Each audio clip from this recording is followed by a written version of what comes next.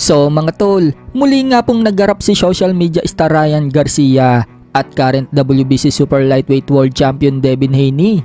Hindi na naman po nagpatalo ang dalawa at kumpiyansa po sila sa kanilang kakayanan. Banat nga po ni Devin Haney kay Ryan Garcia. Ramdam umano niya mas mataas ang level niya kay Garcia. Napalaban na daw kasi si Ryan Garcia sa isang elite level at nag-quit daw ito. Ang tinutukoy nga po ni Devin Haney na nakalaban ni Ryan Garcia ay itong si Tank Davis, kung saan tumiklop si Ryan Garcia sa isang body shot. Kaya tawag ni Devin Haney kay Ryan Garcia, isang quitter daw ito. Sagot ni Ryan Garcia kay Devin Haney kung siya daw kaya ang nasa posisyon niya, baka ganun din daw ang gawin ni Devin Haney. Lumaban daw kasi siya kay Tank Davis na malnutrition at parang isang patay na. Kaya nasabi yan ni Ryan Garcia mga tol, lumabang kasi siya kay Tank Davis na may rehydration clause. Pero kung lumaban daw si Tank Davis sa kanya sa 140 pounds, baka knockout daw ang sapiti ni Tank Davis sa kanya. Alam daw yan ni Tank Davis, kaya daw nagdemand itong si Tank Davis ng rehydration clause. Kung makikita nga daw yung mata ni Tank Davis, takot na takot daw ito sa kanya noong second round. Sinampol pa nga ni Ryan Garcia kung paano ang ginawa ni Tank Davis. Yumayakap daw ito at tumatakbo. Sinabi pa nga daw sa kanya ni Tank Davis kapag pinabagsak daw siya katulad kay Luke Campbell, duduminahin daw siya. Pero ano daw ang nangyari? Bumagsak nga daw siya. Pero pagkatapos nun, hindi na daw makasugod itong si Tank Davis sa kanya. Malalaman daw ni Devin Haney yan sa April 20 kapag nagkaharap sila. Duduminahin at inanockout daw niya itong si Haney. Hindi din daw siya katulad ni Devin Haney na boring lumaban, pajab-jab lang daw. Banat naman ni Devin Haney mga tol, masasaktan daw sa kanya si Ryan Garcia. 8 ounce daw kasi ang gloves na gagamitin. Sumagot naman si Ryan Garcia na low chance daw na mangyayari yon. Banat ni Haney, sa tingin daw ba niya may chin daw siya? Bumelta naman si Ryan Garcia mga tol at sinabing siya nga daw nagrugi na sa laban.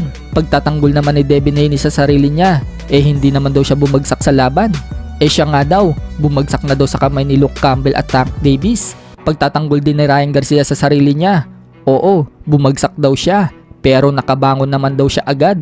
Kung si Muhammad Ali nga daw, bumabagsak nga din sa laban, pero bumabangon. Kaya walang kasense daw ang sinasabi ni Haney. So sino kaya ang babagsak sa dalawa mga tol sa darating na April 20? Ano sa tingin nyo mga tol?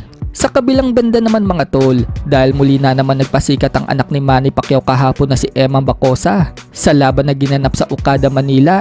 Sa pagkakataon po na yan mga tol, napansin po si Eman Bacosa ng mga media at first time nga pong humarap si Bacosa sa mga interviews. Makikita mga tol na napaka-humble din magsalita ni Eman Bacosa katulad ng kanyang ama.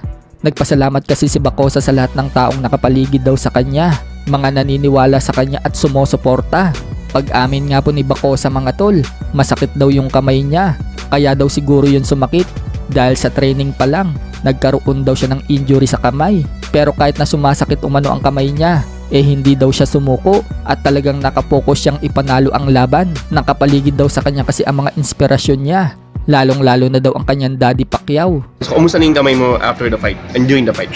Sakit nga po Tinanong si Eman Bacosa kung may pressure daw ba sa kanya dahil may dinadala daw siyang pangalan. Sagot ni Eman, hindi daw siya napipressure. Ang iniisip lang umano niya ay ang laban niya at kung paano daw niya maabot ang pangarap niya. Hindi din daw niya iniisip yung fame. Ang iniisip lang daw niya kung paano manalo sa bawat laban. Sa ibang balita naman mga tol, former 3 Division World Champion General Casimero may award pala sa First Pacquiao Elorde Awards na ginanap sa Okada, Manila kagabi. Pero dahil hindi po dumalo si Casimero sa event na yan, ang dati niyang handler na si Sean Gibbons ang nag-receive ng award. Tanong nga po ni Pau Salud dito kay Sean Gibbons, ipapadala daw ba nito ang award sa Ormoc? Sagot ni Sean Gibbons, oo daw. Pahabol pa ni Sean Gibbons, we love you General Casimero. John Real, we wish you could have been here. We miss you, we love you, and this award's for you. Are you gonna send that to Ormoc? Absolutely, absolutely.